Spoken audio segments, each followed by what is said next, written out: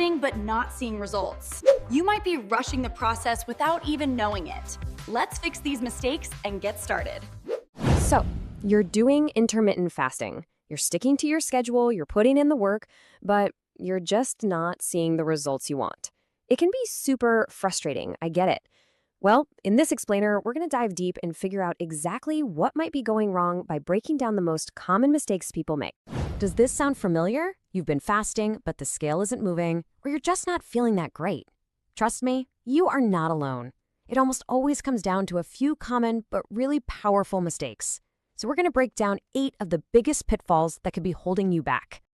First things first, let's talk about how you kick things off. The way you start your fasting journey is absolutely critical. A couple of key mistakes right at the beginning can completely derail your progress before you even have a chance to see what's possible. And here is the number one biggie: trying to go from 0 to 60 overnight. You know, you go from eating 3 meals a day plus snacks to trying to do 1 meal a day, just like that.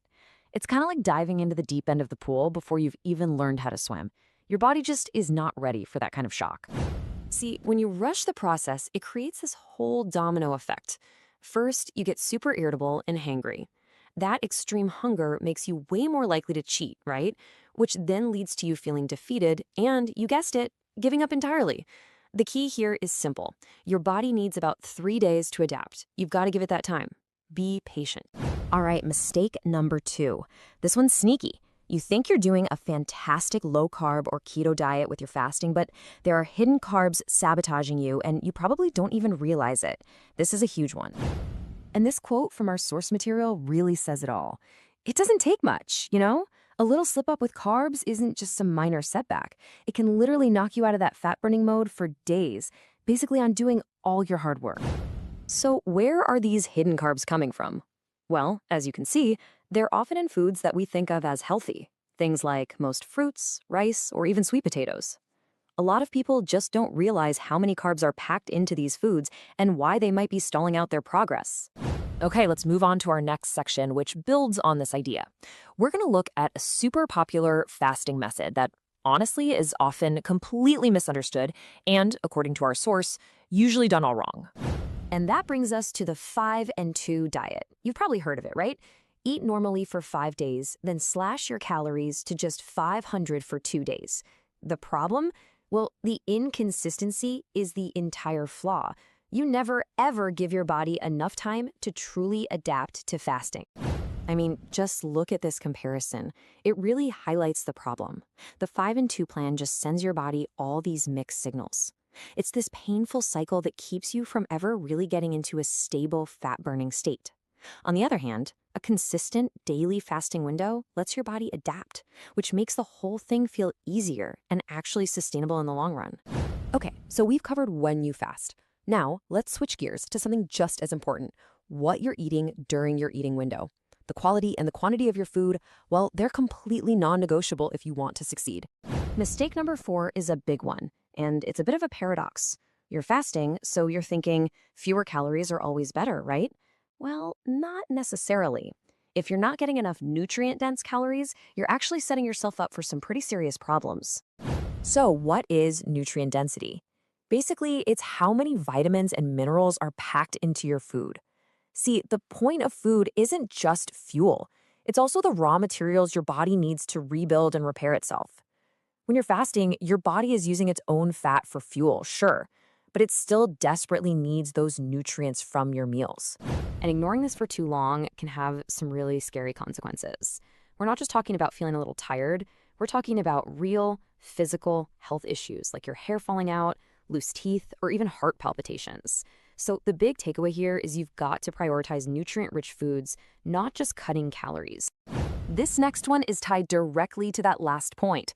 Mistake number 5 is filling up your eating window with low-quality, processed junk. You might be hitting your calorie goals on paper, but where those calories come from matters a lot. Now, the source material puts this really bluntly to make a point. Eating stuff like powdered soy protein and other super processed foods might seem fine, but it's not going to lead to a healthy, vibrant appearance. The quality of your food is literally reflected in your health and how you look. All right, let's get into some of the finer details now. These are the more advanced mistakes, the kind that can trip up people who've even been fasting for a while. So, mistake number 6. Here's the deal. When you're fasting, your body goes into this incredible repair mode. It's doing all this anti-aging and anti-inflammatory cleanup at a cellular level. But for all that to happen, it needs specific raw materials, key vitamins and minerals you might be accidentally missing out on. Specifically, your body's demand for things like potassium, B vitamins, and various trace minerals actually goes up when you're fasting. If you're not consciously eating foods rich in these, or maybe supplementing, you could wind up deficient and just grind your progress to a halt. This one's for a pretty specific group, but wow, is it important. If you happen to be following a vegan or plant-based diet while also doing keto and intermittent fasting, you are at a very, very high risk for certain nutrient deficiencies. And why is the risk so high? Well, because these key nutrients, B12, DHA, zinc, and iron, are either only found in animal products or are just way easier for your body to absorb from them. So for anyone on a vegan keto plan, supplementing these isn't just a good idea, it's absolutely essential for your health. And now for our final mistake, the fear of fat. It sounds totally backward, I know, but a lot of people try to do a low-fat version of keto. They keep their carbs low, but they also keep their fat low because they're still stuck on that old idea that fat is the enemy. This chart shows you exactly what happens when you do that. You cut carbs and you cut fat, so your protein intake is forced to go way, way up to fill the gap. The problem is, too much protein can actually kick you out of ketosis. And on top of that, by avoiding fat, you're missing out on essential fatty acids and those all-important fat-soluble vitamins. Okay, we have covered a lot of ground and identified the 8 major roadblocks. So, what's the game plan? How do you take all this information and finally get the results that you want? It really boils down to these 4 key actions. Number 1, slow down and respect the process. Give your body time. 2, become a detective and hunt down those hidden carbs. 3, focus on nutrient density, not just calories. And finally, number 4, embrace high-quality ingredients and healthy fats. These right here are the pillars of successful fasting. Remember, sometimes just a small adjustment can lead to massive results. So as you look back at these common mistakes, think about your own routine. What's the one thing you can change starting today to fix your fast and unlock the progress you've been working so hard for? Thanks for joining us for this explainer. Thanks for watching. Remember to focus on nutrient-dense foods and healthy fats for the best results. Subscribe now for more expert tips.